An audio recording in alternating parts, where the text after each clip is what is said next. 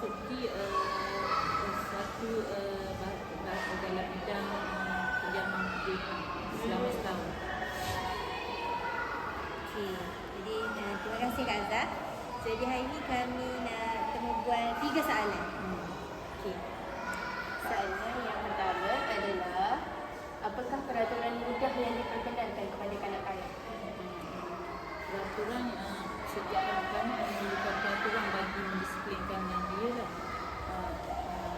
Kanak ni kita tidak boleh menjuruskan kepada ketegasan yang terlampau lah. Untuk mendisiplinkan dia, kita perlu memberi arahan. Pendidik tu perlu menyampaikan arahan kepada kanak-kanak tersebut. Arahan tu mesti adalah pendek dan mudah dipahami.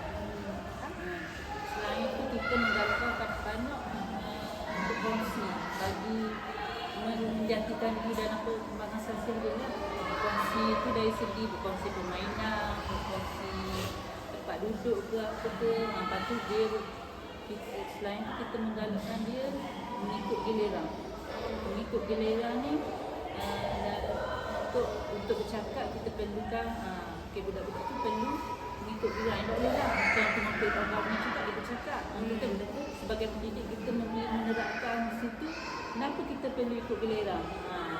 Contohnya kalau itu macam cakap, jadi kalau mak semua orang bercakap, kita tidak dapat mendengar. Kita kena memberi setiap peraturan perlu ada peranan.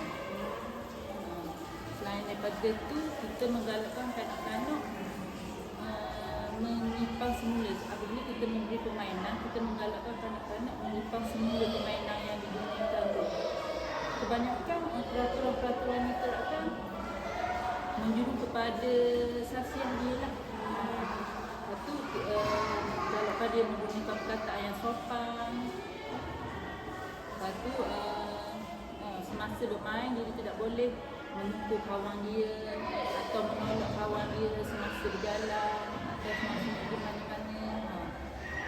Lepas tu dia punya kita kena, kalau nak pergi ke satu tempat, kita tidak boleh berlari demi keselamatan ni. Kita tak boleh menggalakkan dia berlari, kita kena ikut berjalan ataupun lebih baik lagi kita kena ikut beratur. Okey. Jadi terima kasih Kak Azhar untuk soalan pertama. Boleh kita pergi ke soalan kedua? Okey, soalan kedua. Bagaimana keselamatan kanak-kanak dipantau semasa bermain di dalam atau di luar kelas? Keselamatan kan seboleh-bolehnya kita sebagai pendidik ni, kalau boleh menjadi keselamatan itu adalah pertama kita lah. Tapi kalau nak jadi orang kan, tapi kita sebagai pendidik kita seboleh-bolehnya nak mengelakkan lah. Untuk dalaman kita pendidik perlu membuat pengawasan yang lebih teliti lah kepada kanak-kanak tu. Lepas tu di samping tu kita sebagai pendidik kita perlu memastikan persekitaran kanak-kanak nak duduk tu selamat dari segi tak ada lah benda-benda yang kajang-kajang dekat dia, ataupun untuk buat aktiviti kita memastikan bahan yang kita gunakan tu selamat, tidak beracun atau yang boleh mendatangkan kecederaan kepada kanak-kanak lah. Lepas tu selain tu kita perlu membuat pengawasan. Kebanyakan kanak-kanak ni dia paling lama berada dalam kumpulan kecil lah. Di kumpulan kecil tu untuk seorang pendidik dengan kanak-kanak kekuatan dia lah. Jadi pengawasan tu kita boleh memantau lebih teliti ataupun lebih kita fokus kepada budak tu dia dalam jagaan kita dia dalam kelas kecil lah. Sampai tu kita menggalakkan kanak-kanak ni menjadi kebersihan untuk mengelakkan segala penyakit yang berjangkit lah. Untuk di kawasan luar pula, ikut aktiviti di kawasan luar, kita memastikan kawasan kita nak tubik tu, kawasan tu berpagar demi keselamatan dia dari segi pencorekan atau apalah. Lepas tu dari pemeriksaan kita memastikan mainan yang kita nak gunakan tu tak tajam atau ada lubang yang boleh mencederakan kanak-kanak.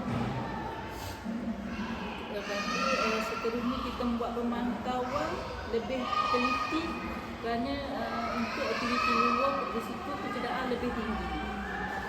Lepas tu aktiviti yang kita nak rancang nanti mesti ada aktiviti yang terancang lah. Mula aktiviti macam dia secara kobok gitu je kita lalu je lah.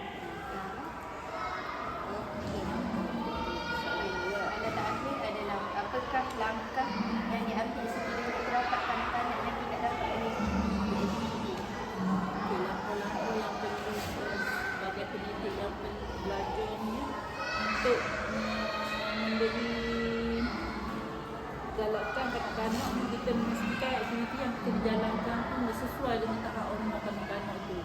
Nak ikut tahap umur macam umur dia 2 tahun ni kita janganlah buat aktiviti tu yang untuk umur 3 tahun. Jadi kanak-kanak tu belum capai lagi lah tahap perkembangan dia tu. Lepas tu setiap aktiviti yang kita nak dijalankan tu kita kena adakan sebagai pendidik kita berangan dulu. Okey, hari ni kita nak buat aktiviti apa?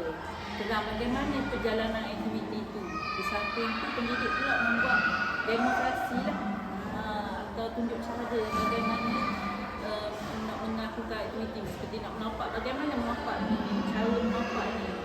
Okey. Tapi sekiranya aktiviti yang kita dijalankan tu kita sekarang ni contoh kita ada 5 orang.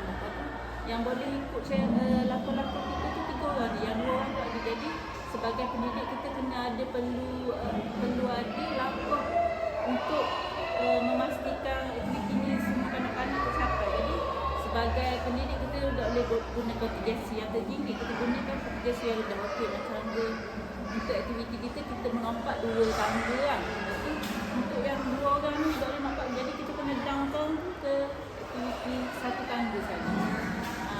Galakkan dia kita menukar cara perjalanan aktiviti itulah bagi menarik dia. Tapi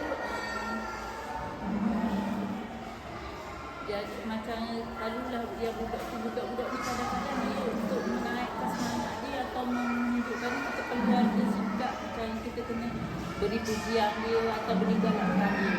Kadang-kadang bila puji dia bersama kawan dia akan lebih appreciate lagi lah nak membuatnya. Masalah yang tak boleh buat tu dia boleh daripada dia akan lebih menarik lagi minat dia.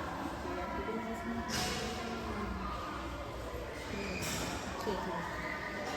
Jadi itu sahaja soalan yang ingin kami bertanya. Jadi kami nak mengucapkan terima kasih kerana Kak Zah sudi nak menjawab soalan kami.